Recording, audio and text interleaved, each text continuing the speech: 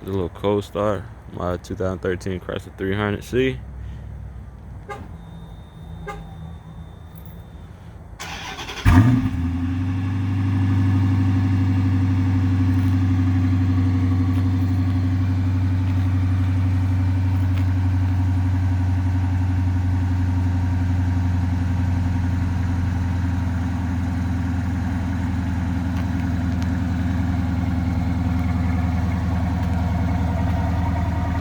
Does have the Dynomax Race Bullet Mini Series on it.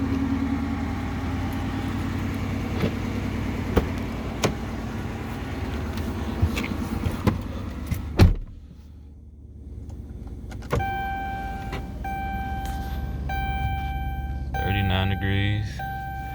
It is cold.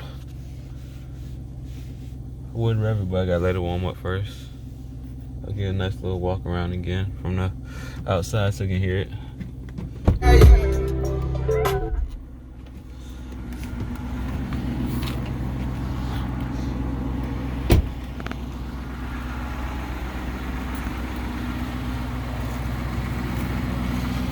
I do want to change the headlights and put LEDs in it because I can't stand that yellow.